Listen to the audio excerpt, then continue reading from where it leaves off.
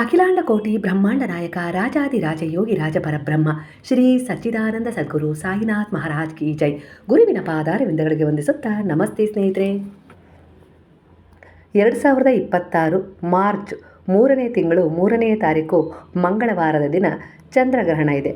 ಅದರ ಜೊತೆ ಹೋಳಿ ಹುಣ್ಣಿಮೆ ಕೂಡ ಇದೆ. ಹೋಳಿ ಹುಣ್ಣಿಮೆ ಒಂದು ವಿಶೇಷವಾದ ಅದ್ಭುತವಾದ ದಿನ. ಅಂದರೆ ಒಂದು ನಕಾರಾತ್ಮಕತೆಯನ್ನು ನಮ್ಮಿಂದ ಹೊರಗೆ ಹಾಕಿ ಒಂದು ಸಕಾರಾತ್ಮಕತೆಯನ್ನು ನಮ್ಮೊಳಗೆ ಸೆಳೆದುಕೊಳ್ಳುವಂಥ ಒಂದು ಪವಿತ್ರವಾದ ಪುಣ್ಯ ದಿನ ಈ ಹೋಳಿ ಹುಣ್ಣಿಮೆ ಸ್ನೇಹಿತರೆ.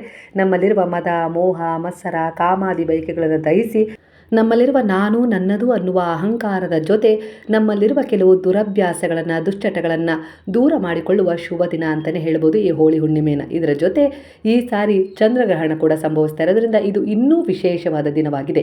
ಹಾಗಾಗಿ ಈ ದಿನ ನಾವು ಯಾವೆಲ್ಲ ರೀತಿಯಲ್ಲಿ ದೃಷ್ಟಿದೋಷವನ್ನು ನಿವಾರಣೆ ಮಾಡ್ಕೊಳ್ಬೋದು, ಹಾಗೆ ಯಾವೆಲ್ಲ ರೀತಿಯಲ್ಲಿ ನಮ್ಮ ಇಚ್ಛೆಗಳನ್ನು ಪೂರ್ಣಗೊಳಿಸ್ಕೊಳ್ಳೋಕ್ಕೆ ಒಂದು ಸಕಾರಾತ್ಮಕ ಪರಿಹಾರಗಳನ್ನು ಮಾಡ್ಕೊಳ್ಬೋದು ಅಂತೇಳಿ ಹಂತವಾಗಿ ತಿಳಿಸ್ತಾ ಬರ್ತೀನಿ. ಯಾಕಂದರೆ ನಾನು ಗ್ರಹಣ ಯಾವ ಸಮಯದಲ್ಲಿ ಸಂಭವಿಸುತ್ತೆ, ಹಾಗೆ ಅದರ ಅಂತ್ಯಕಾಲ, ಹಾಗೆ ಅದರಲ್ಲಿ ಯಾವ ರೀತಿ ಪರಿಹಾರಗಳನ್ನು ಮಾಡ್ಕೊಳ್ಬೇಕು ಅಂತ ಒಂದು ವಿಡಿಯೋ ಮಾಡಿದ್ದೆ. ಆದರೂ ಕೂಡ ಕೆಲವರು ಕಮೆಂಟ್ ಹಾಕಿದರೆ ಇನ್ನೂ ಸ್ವಲ್ಪ ಸ್ಪಷ್ಟವಾಗಿ ನಮಗೆ ಬಿಡಿಯಾಗಿ ತಿಳಿಸಿ, ಹೋಳಿ ಹುಣ್ಣಿಮೆಯ ಬಗ್ಗೆ ಆಗಿರ್ಬೋದು ಹಾಗೆ ಗ್ರಹಣದ ಬಗ್ಗೆ ಆಗಿರ್ಬೋದು ಅಂತೇಳಿ ಹೇಳಿದ್ದೀರಾ. ಅದಕ್ಕೋಸ್ಕರನೇ ನಾನಿಲ್ಲಿ ಮತ್ತೊಮ್ಮೆ ಈ ವಿಡಿಯೋನ ಮಾಡ್ತಿದ್ದೀನಿ. ನಿಮ್ಮ ಅನುಕೂಲಕ್ಕೆ ತಕ್ಕ ಹಾಗೆ ಕೆಲವೊಂದು ಮನೆಯಲ್ಲೇ ಕೆಲವು ಪರಿಹಾರಗಳನ್ನು ಮಾಡ್ಕೊಳ್ಳಿ. ಹಾಗೆ ಗ್ರಹಣದ ಜೊತೆ ಹೋಳಿ ಹುಣ್ಣಿಮೆ ಕೂಡ ಸೇರ್ತಾ ಇರೋದ್ರಿಂದ ಇದು ವಿಶೇಷವಾದ ಪ್ರಬಲವಾದ ಅತ್ಯದ್ಭುತವಾದ ಶಕ್ತಿಯನ್ನು ಹೊಂದಿದ ದಿನವಾಗಿದೆ. ಹಾಗಾಗಿ ಈ ದಿನದಲ್ಲಿ ನಕಾರಾತ್ಮಕತೆಯನ್ನು ಹೊರಗೂ ಹಾಕ್ಬೋದು, ಹಾಗೆ ಸಕಾರಾತ್ಮಕತೆಯನ್ನು ನಾವು ಅತ್ಯಧಿಕವಾಗಿ ನಮ್ಮಲ್ಲಿ ಪ್ರವೇಶ ಕೂಡ ಮಾಡ್ಕೊಳ್ಳೋಕ್ಕೆ ದಾರಿಯನ್ನು ತೆರೆದುಕೊಳ್ಬೋದು ಸ್ನೇಹಿತರೆ. ಎಲ್ಲದಕ್ಕಿಂತ ಮೊದಲೇ ಭಗವಂತನಲ್ಲಿ ಶರಣಾಗಿ ನೀವು ಯಾವುದೇ ಒಂದು ಒಳ್ಳೆಯ ಕೆಲಸವನ್ನು ಒಳ್ಳೆಯ ಉದ್ದೇಶದ ಜೊತೆ ಸೇರಿಸಿದರೆ ಖಂಡಿತವಾಗಿಯೂ ಆ ಗುರುವಿನ, ಆ ಭಗವಂತನ ಆಶೀರ್ವಾದ ನಿಮ್ಮ ಜೊತೆ ಸದಾ ಇರುತ್ತೆ, ಮಾರ್ಗದರ್ಶನವಾಗಿ, ರಕ್ಷಣೆಯಾಗಿ, ಪ್ರೇರಣೆಯಾಗಿ.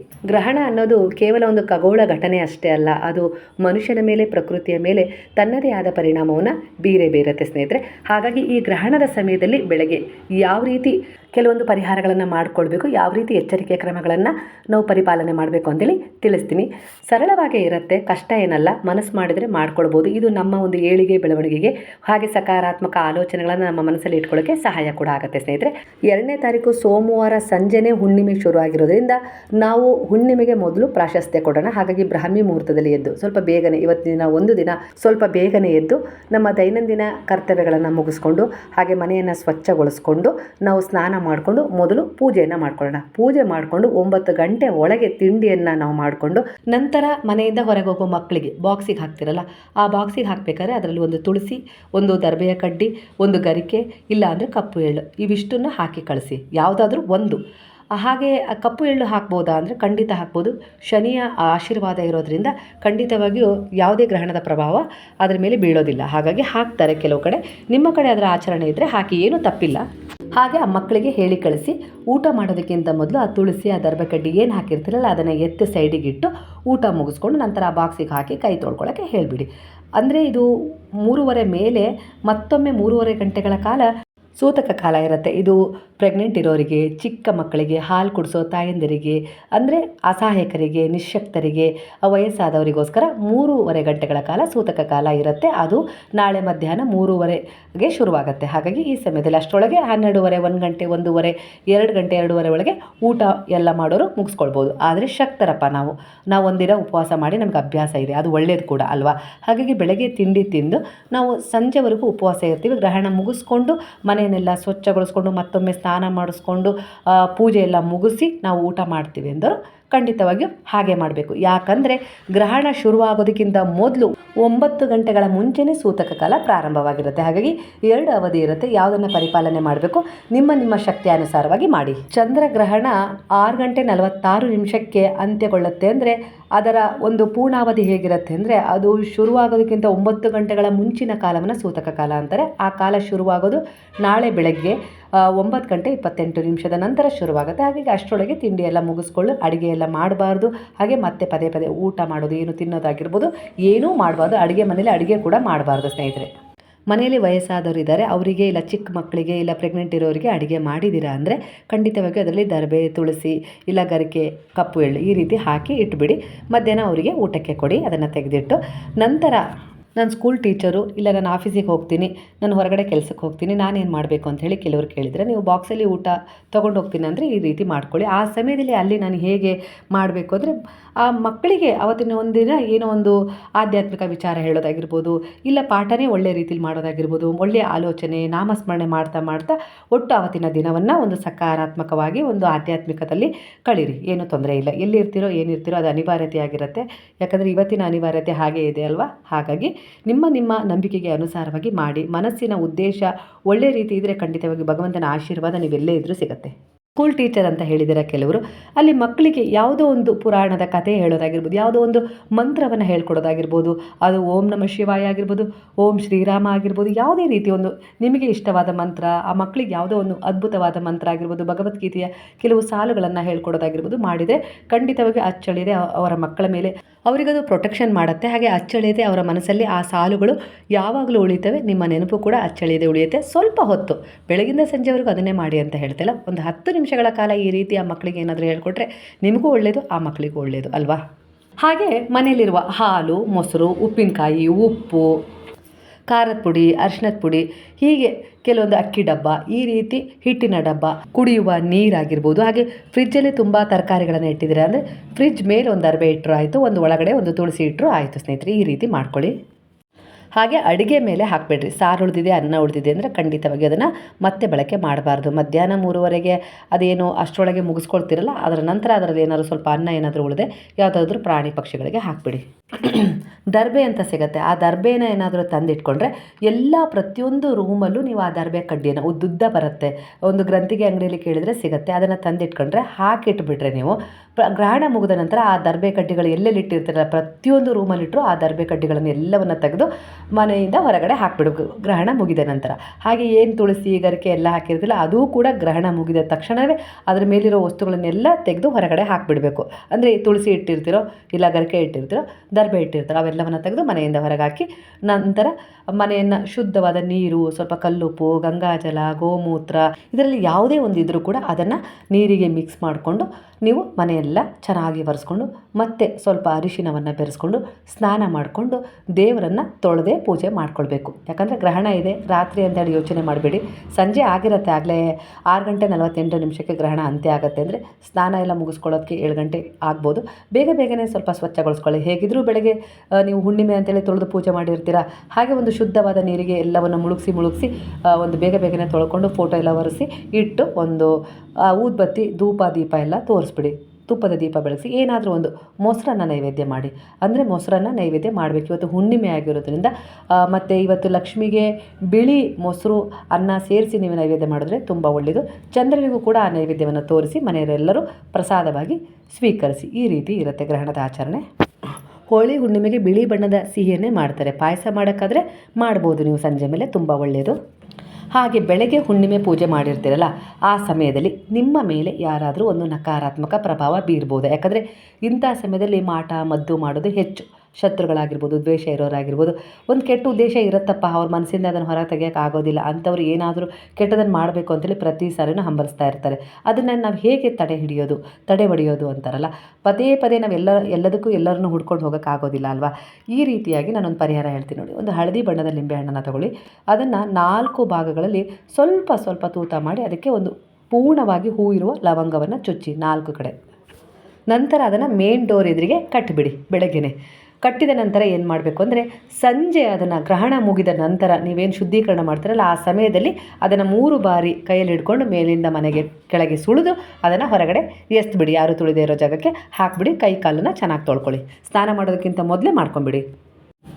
ಕಸ ಎಲ್ಲ ಗುಡಿಸಿ ನೆಲ ಒರೆಸ್ತಿರಲ್ಲ ಆ ಸಮಯದಲ್ಲಿ ಅದನ್ನು ಮಾಡಿ ಅದನ್ನು ಮನೆಯಿಂದ ಹೊರಗಡೆ ತೆಗೆದ್ಬಿಡಿ. ದರ್ಬೆ ಗರಿಕೆ ಎಲ್ಲ ಹೊರಗೆ ಹಾಕ್ತಿರಲ್ಲ ಅದ್ರ ಜೊತೆಗೆ ಅದನ್ನು ಕೂಡ ಡಸ್ಟ್ಬಿನಿಗೆ ಹಾಕೋದಾದರೆ ಹಾಕಿಬಿಡಿ. ಡಸ್ಟ್ಬಿನ್ ಮನೆಯಿಂದ ಹೊರಗಿರಬೇಕು, ಒಳಗಿರಬಾರ್ದು. ಹಾಗೆ ಸ್ನಾನದ ಕೋಣೆಯಲ್ಲಿ ಒಂದು ಬೌಲಲ್ಲಿ ಕಲ್ಲುಪ್ಪನ್ನು ತುಂಬಿಸಿಡಬೇಕು. ಇದನ್ನು ಕೂಡ ಗ್ರಹಣ ಮುಗಿದ ನಂತರ ಅದನ್ನು ಕೂಡ ನೀವು ಹೊರಗಡೆ ಹಾಕಬೇಕು, ಇಲ್ಲ ಸಿಂಕಲ್ಲಿ ಹಾಕಿ ನೀರು ಹಾಕಿಬಿಡಿ. ರಾಹು ಕೇತುವಿನ ಪ್ರಭಾವ ತಗ್ಗತ್ತೆ. ಮನೆಯನ್ನು ಆದಷ್ಟು ಸ್ವಚ್ಛವಾಗಿಟ್ಕೊಳ್ಳಿ. ಹಾಗೆ ಗ್ರಹಣ ಈ ಸೂತಕ ಕಾಲ 9:28 ಶುರುವಾಗುತ್ತೆ ಅಂತ ಇಟ್ಕೊಳ್ಳಿ.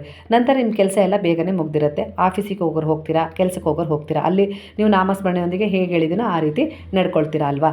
ಹಾಗೆ ಮನೆಯಲ್ಲಿದ್ದರು ಏನು ಮಾಡಬೇಕು, ಮನೆಯಲ್ಲಿದ್ದರು ಯಾವುದಾದ್ರೂ ನಿಮಗೆ ಇಷ್ಟವಾದ ಒಂದು ನಾಮ ಜಪ ಅದು ಯಾವುದೇ ಆಗಿರಲಿ, ಬಾಬಾರವರ ಭಕ್ತರ ಬಾಬಾರವರ ಮಂತ್ರ, ಸಚ್ಚರಿತ್ರೆ, ಭಗವದ್ಗೀತೆ, ಹಾಗೆ ನಿಮ್ಗೆ ಇಷ್ಟವಾದ ಒಂದು ಭಜನೆ ಏನನ್ನಾದರೂ ಒಂದು ಕಡೆ ಕೂತ್ಕೊಂಡು ಆರಾಮಾಗಿ ನೀವು ಮಾಡ್ತಾ ಬನ್ನಿ, ಅದನ್ನೇ ಹೇಳ್ತಾ ಬನ್ನಿ. 108 ಬಾರಿ ಇಲ್ಲ 53 ಸಾರಿ, 53,000 ಸಾರಿ ಆಗಿರ್ಬೋದು, ಈ ರೀತಿಯಾಗಿ 1,00,000 ಆಗಿರ್ಬೋದು, ಈ ರೀತಿಯಾಗಿ ಬರೆಯೋದಾಗಿರ್ಬೋದು, ಹೇಳೋದಾಗಿರ್ಬೋದು, ಇಲ್ಲ ಓಂ ಸಾಯಿರಾಮ್ ಅಂತ ಹೇಳಿ ಬರೀತಿದ್ದಾರಲ್ಲ ಅದನ್ನೇ ಕಂಟಿನ್ಯೂ ಮಾಡೋದಾಗಿರ್ಬೋದು. ಮಾಡಿದರೆ ಆ ಮಂತ್ರ ನಿಮಗೆ ಸಿದ್ಧಿ ಆಗುತ್ತೆ. ಯಾವಾಗಲೂ ನಿಮಗೆ ಏನೋ ಒಂದು ಕಷ್ಟ ಬಂದಾಗ ಆ ಮಂತ್ರವನ್ನು ಹೇಳ್ಕೊಂಡ್ರೆ ಆ ಮಂತ್ರ ನಿಮ್ಮನ್ನು ಪ್ರೊಟೆಕ್ಟ್ ಮಾಡೋದ್ರ ಜೊತೆಗೆ ನಿಮಗೊಂದು ದಾರಿ ತೋರಿಸುತ್ತೆ, ಬೆಳಕು ತೋರಿಸುತ್ತೆ. ಯಾರಿಗೂ ಹುಷಾರಿಲ್ಲಪ್ಪ ನಿಮ್ಮ ಮನೆಯಲ್ಲಿ, ಆ ಸಮಯದಲ್ಲಿ ಅವರ ತಲೆ ಮೇಲೆ ನೀವು ಕೈ ಇಟ್ಟು ಆ ಮಂತ್ರವನ್ನು ಹೇಳಿದರೆ ಅವರು ಬೇಗನೆ ಹುಷಾರಾಗ್ತಾರೆ, ಚೇತರಿಸ್ಕೊಳ್ತಾರೆ. ಹಾಗೆ ನಿಮ್ಮ ಮಕ್ಕಳಿಗೋ ಇಲ್ಲ ಯಾರಿಗೋ ಮನೆಯಲ್ಲಿ ದೃಷ್ಟಿ ತಾಗಿದೆ ಅಂತ ಇಟ್ಕೊಳ್ರಿ, ಆಗ ಕೈಯಲ್ಲಿ ಸಾಸಿವೆ ಇಲ್ಲ ಉಪ್ಪು ಹಿಡ್ಕೊಂಡು ಈ ಮಂತ್ರವನ್ನು ಹೇಳ್ತಾ ಮೇಲಿಂದ ಕೆಳಗೆ 3 ಸರಿ ಸುಳಿದ್ರೆ ಅದು ನಿವಾರಣೆ ಆಗುತ್ತೆ. ಆ ದೃಷ್ಟಿ ದೋಷ, ಆ ಒಂದು ನೆಗೆಟಿವ್ ದೃಷ್ಟಿ ಆಗಿರ್ಬೋದು, ಕೆಟ್ಟದಾಗಿರ್ಬೋದು, ಏನೇ ಆಗಿರ್ಬೋದು ನಿವಾರಣೆ ಆಗುತ್ತೆ. ಆ ಮಂತ್ರವನ್ನು ನೀವು ಸಿದ್ಧಿಸ್ಕೊಂಡಿರ್ತೀರ ಈ ಗ್ರಹಣ ಕಾಲದಲ್ಲಿ. ಸಾಧನೆ ಅನ್ನೋದು ಇದಕ್ಕೆ ಸ್ನೇಹಿತರೆ. ಅಂಥ ಪುಣ್ಯಗಳಿಗೆ ಈ ಸೂತಕ ಕಾಲ ಆಗಿದೆ. ಬೆಳಗ್ಗೆ 9:28 ಈ ಸೂತಕ ಕಾಲ ಶುರುವಾಗುತ್ತೆ ಅಂತ ಹೇಳಿದ್ದೀನಿ. ಈ ಸಮಯದಿಂದಲೇ ನೀವು 6:48 ಗ್ರಹಣ ಕಾಲ ಮುಗಿಯೋದವರೆಗೂ ಯಾವಾಗಾದರೂ ನೀವು ಮಾಡ್ಕೊಳ್ಬೋದು. ಜಪ ತಪ ದಾನ ಮಾಡಬೇಕು. ಹಾಗೆ ನಾನು 3:30 ಮೇಲಿಂದ ಶುರು ಮಾಡ್ತೀನಿ ಅಂದರೆ ಖಂಡಿತ ಆ ಸಮಯದಲ್ಲೂ ಕೂಡ ನೀವು ಮಾಡ್ಕೊಳ್ಬೋದು. ನಿಮ್ಮ ನಂಬಿಕೆ, ನಿಮ್ಮ ಸಮಯಕ್ಕೆ ಅನುಗುಣವಾಗಿ ಮಾಡ್ಕೊಳ್ಳಿ. ಆಫೀಸಲ್ಲಿದ್ದೀರಾ, ಶಾಲೆಯಲ್ಲಿದ್ದೀರಾ, ಎಲ್ಲೇ ಇರಲಿ ಒಂದು 10 ನಿಮಿಷಗಳ ಕಾಲ ಸ್ವಲ್ಪ ಸಮಯ ಬಿಡುವು ಮಾಡ್ಕೊಂಡು ಈ ಮಂತ್ರವನ್ನು ಜಪಿಸಿ ಸಿದ್ಧಿ ಮಾಡ್ಕೊಳ್ಳಿ. ಯಾವುದೋ ಒಂದು ವಿಚಾರ ಈಡೇರಬೇಕು, ಅದನ್ನು ಕೂಡ ಮ್ಯಾನಿಫೆಸ್ಟ್ ಆಗಿದೆ ಅನ್ನೋ ರೀತಿಯಲ್ಲಿ ವರ್ತಮಾನದಲ್ಲಿ ಹೇಳಿಕೊಂಡು ಇದೇ ವರ್ಷ 2026ರಲ್ಲಿ ನನ್ನ ಮದುವೆ ಆಗ್ತಾ ಇದೆ, ಧನ್ಯವಾದಗಳು ಗುರುವೆ ಅನ್ನೋ ರೀತಿಯಲ್ಲಿ ಬರೆದಿಡೋದು. ಹಾಗೆ ಒಂದು ಕೆಲಸ ಬೇಕು, ಇದೇ ವರ್ಷದಲ್ಲಿ ನನಗೆ ಬಾಬಾ ಒಂದು ಆಶೀರ್ವಾದ ಮಾಡಿ ಒಂದು ಕೆಲಸವನ್ನು ಕೊಡಿಸಿದ್ರು, ಇದೇ ವರ್ಷ ನನ್ನ ಅನೇಕ ರೀತಿಯ ಸಮಸ್ಯೆಗಳಿಗೆ ಪರಿಹಾರ ಕೊಟ್ಟರು ಅನ್ನೋ ರೀತಿಯಲ್ಲಿ ವಾಸ್ತವವಾಗಿ ಅದನ್ನು ಬರೆದು ಆ ಚೀಟಿಯಲ್ಲಿ ಕೂಡ ನೀವು ಬಾಬಾರವರ ಪಾದಗಳಲ್ಲಿ ಇಟ್ಟು ಬಿಡಬೇಕು. ಮ್ಯಾನಿಫೆಸ್ಟ್ ಮಾಡಬೇಕು. ಈ ರೀತಿಯಾಗಿ ನೀವು ಏನು ಒಳ್ಳೆಯದನ್ನು ಯೋಚಿಸ್ತಿರೋ ಅದು ಸಾಧನೆಯಾಗಿ ನಿಮಗೆ ಸಿಗತ್ತೆ. ಹಾಗೆ ದೇವರನ್ನು ಮುಟ್ಟಬಾರ್ದು, ದೇವ್ರ ಕೋಣೆಗೆ ಪದೇ ಹೋಗಬಾರ್ದು. 9:28 ನಂತರ ಸೂತಕ ಕಾಲ ಶುರುವಾಗೋದ್ರೊಳಗೆ ದೇವ್ರ ಮನೇನ ಬಾಗಿಲು ಹಾಕಿಬಿಡಬೇಕು. ಹೊರಗಡೆ ಒಂದು ಟಿ ವಿ ರೂಮಲ್ಲಾಗಿರ್ಬೋದು, ಎದುರುಗಡೆ ಪ್ರಾಂಗಣದಲ್ಲಿ ಜಾಗ ಇದೆ ಅಂದರೆ ಅಲ್ಲಿ ಕೂತ್ಕೊಂಡು ನೀವು ಜಪ ತಪ ಮಾಡ್ಬೋದು. ದಾನದ ಮಹತ್ವ ಬಹಳಷ್ಟಿದೆ ಈ ಸೂತಕ ಕಾಲ. ಬೆಳಗ್ಗೆ 9:28 ಗ್ರಹಣ ಕಾಲ ಮುಗಿಯೋದ್ರೊಳಗೆ ನಿಮ್ಮ ಕೈಲಾದರೆ ನಿಸ್ಸಹಾಯಕರಿಗೆ ಯಾರಿಗೆ ಆಗಲಿ ಏನಾದರೂ ಒಂದು ದಾನವನ್ನು ಕೊಡಿ. ಹಾಗೆ ಕೆಲವೊಂದು ಹಣವನ್ನು ಕೂಡಿಟ್ಟಿದ್ದೀರಾ ಈ ಸಮಯದಲ್ಲಿ, ಅದು ಬಾಬಾರವರಿಗೆ ಒಂದು ಸೇವೆ ಮಾಡಿದಾಗ ಕೂಡಿಟ್ಟಿದೆ, ಅದನ್ನು ಯಾರಿಗೆ ಕೊಡಬೇಕು ಅಂತೇಳಿ ಗೊತ್ತಾಗಿಲ್ಲ ಅಂದರೆ ಈ ಸಮಯದಲ್ಲಿ ಅದನ್ನು ಯಾರಿಗಾದರೂ ನಿಸ್ಸಹಾಯಕರಿಗೆ ಕೊಟ್ಬಿಡಿ. ಹಾಗೆ ಈ ಸಮಯದಲ್ಲಿ ನಿಮ್ಮ ಕೈಯಲ್ಲಿ ಕಾಲಲ್ಲಿ ಏನಾದರೂ ಒಂದು ಪ್ರಾರ್ಥನೆ ಮಾಡಿ ದಾರ ಕಟ್ಟಿರ್ತೀರಲ್ಲ, ಆ ದಾರವನ್ನು ಕೂಡ ನೀವು ಗ್ರಹಣ ಮುಗಿದ ನಂತರ ತೆಗೆದಿಟ್ಬಿಡಬೇಕು. ಕೊರಳಲ್ಲಿ ತಾಯ್ತ ಹಾಕ್ಕೊಂಡಿದ್ದೀರಾ, ಬೆಳ್ಳಿ ತಾಯ್ತ ಅಲ್ವಾ. ಈಗ ನಾನು ಏನು ಮಾಡಬೇಕು ಅಂದರೆ ಅದನ್ನು ಗ್ರಹಣ ಶುರುವಾಗೋದಕ್ಕಿಂತ ಮೊದಲೇ ಒಂದು ಗಂಗಾಜಲ ಇಲ್ಲ ಒಂದು ಶುದ್ಧವಾದ ನೀರಿಗೆ ಸ್ವಲ್ಪ ಅರಿಶಿನವನ್ನು ಬೆರೆಸಿ ಅದನ್ನು ತಾಯ್ತವನ್ನು ಅದರಲ್ಲಿ ಮುಳುಗಿಸಿ ದೇವರ ಕೋಣೆಯಲ್ಲಿ ಬಿಚ್ಚಿಟ್ಬಿಡಬೇಕು. ಆ ದಾರವನ್ನು ಮತ್ತು ಕೈ ಕಟ್ಟಿದ ದಾರವನ್ನು ಯಾವುದಾದ್ರೂ ಗಿಡದ ಮೇಲೆ ಹಾಕಿಬಿಡಿ, ಹೊರಗಡೆ ಹಾಕಿಬಿಡಿ. ನಂತರ ಮತ್ತೆ ಹೊಸ ದಾರ ಕಟ್ಕೊಳ್ಬೇಕು. ಗ್ರಹಣ ಮುಗಿದ ನಂತರ ಇಲ್ಲ ಮಾರನೇ ದಿನ ಇಲ್ಲ ಗುರುವಾರ ಯಾವಾಗ ಕಟ್ಕೊಳ್ತೀರೋ ಹೊಸದಾಗಿ ಕಟ್ಕೊಳ್ಳಿ. ಹಾಗೆ ಆ ತಾಯ್ತವನ್ನು ಕಟ್ಕೊಳ್ಬೇಕಾದ್ರೆ ಅದಕ್ಕೆ ಸ್ವಲ್ಪ ಲೋಬಾನ ಇಲ್ಲ ಊದ್ಬತ್ತಿಯ ಹೊಗೆ ಹಿಡಿದು ಕಟ್ಕೊಳ್ಳಿ. ಪ್ರೆಗ್ನೆಂಟ್ ಇರೋರು ಏನು ಮಾಡಬೇಕು, ನಾಮ ಜಪ ಬರೀಬೋದು, ಹಾಗೆ ಹೇಳ್ಬೋದು. ಒಂದು ಕಡೆ ಶಾಂತವಾಗಿ ಒಂದು ಕಡೆ ಕೂತ್ಕೊಂಡ್ಬಿಡಿ. ಗ್ರಹಣದ ಸಮಯ ಮುಗಿಯೋವರೆಗೂ ಮಲಗಬಾರ್ದು, ಯಾರೇ ಆಗಲಿ ಮಲಗಬಾರ್ದು. ಯಾವುದೇ ಕಾರಣಕ್ಕೂ ಗ್ರಹಣದ ಸಮಯದಲ್ಲಿ ಊಟ ಮಾಡಬಾರ್ದು, ಏನು ತಿನ್ನಬಾರ್ದು, ಹೊರಗಡೆ ಹೋಗಬೇಡಿ ಗ್ರಹಣದ ಸಮಯದಲ್ಲಿ ಪ್ರೆಗ್ನೆಂಟ್ ಇರೋರು. ಹಾಗೆ ಪ್ರೆಗ್ನೆಂಟ್ ಇರೋರು ಒಂದು ಹಳದಿ ಬಟ್ಟೆಯಲ್ಲಿ ಒಂದು ಕಪ್ಪು ಇದ್ಲು ಇರುತ್ತಲ್ಲ ಅದನ್ನು ಕಟ್ಟಿ ನಿಮ್ಮ ಬಳಿ ಇಟ್ಕೊಳ್ಳಿ. ಗ್ರಹಣ ಮುಗಿದ ನಂತರ ಅದನ್ನು ಹೊರಗಡೆ ಹಾಕಿಬಿಡಿ. ಸಣ್ಣ ಮಕ್ಕಳನ್ನ ಹೊರಗಡೆ ಕಳಿಸ್ತಾ ಇದ್ದೀರಾ ಅಲ್ವಾ, ಓದಲಿಕ್ಕೆ ಇಲ್ಲ ಎಲ್ಲಿಗೋ ಹೋಗ್ತಾ ಇದ್ದಾರೆ, ಅವರ ಬ್ಯಾಗಲ್ಲೂ ಕೂಡ ಒಂದು ಇದ್ಲು ಇಲ್ಲ ಅಂದರೆ ಒಂದು ಒಣಮೆಣಸು ಇಲ್ಲ ಅಂದರೆ ಸ್ವಲ್ಪ ಬೆಳ್ಳುಳ್ಳಿ ಸಿಪ್ಪೆ, ಈ ರೀತಿಯಾಗಿ ಯಾವುದಾದ್ರೂ ಒಂದು ವಸ್ತುವನ್ನು ಒಂದು ಸ್ವಲ್ಪ ಪೇಪರಲ್ಲಿ ಕಟ್ಟಿ ಅವರಿಗೆ ಕಾಣದಂತೆ ಒಂದು ಕಡೆ ಇಟ್ಬಿಡಿ. ಅವ್ರ ಮನೆ ಒಳಗೆ ಬರ್ತಾ ಇದ್ದಾಗೆ ಅದನ್ನು ತೆಗೆದು ಮತ್ತೆ ಮನೆಯಿಂದ ಹೊರಗಡೆ ಹಾಕಿಬಿಡಿ. ನಾಳೆ ಸಣ್ಣ ಮಕ್ಕಳಿದ್ದರೆ ಹಾಗೆ ಪ್ರೆಗ್ನೆಂಟ್ ವುಮೆನ್ಸ್ ಇದ್ದರೆ ಅವರಿಗೆ ನಾಳೆ ದೃಷ್ಟಿ ತೆಗೆಯೋದನ್ನು ಮರಿಬೇಡಿ. ಹಾಗೆ ಮನೆಗೂ ಕೂಡ ಕೈಯಲ್ಲಿ ಒಂದು ಮುಷ್ಟಿ ಕಲ್ಲುಪ್ಪನ್ನು ಹಿಡ್ಕೊಂಡು ಎಲ್ಲ ರೂಮ್ಗಳಿಗೂ ಹೋಗಬೇಕು. ಕಲ್ಲುಪ್ಪನ್ನು ನೀವು ನೋಡಬಾರ್ದು, ಮುಷ್ಟಿಯಲ್ಲಿ ಮುಚ್ಚಿರಬೇಕು. ನಂತರ ಅದನ್ನು ಸಿಂಕಲ್ಲಿ ಹಾಕಬೇಕಾದ್ರೂ ಕೂಡ ನೋಡಬಾರ್ದು.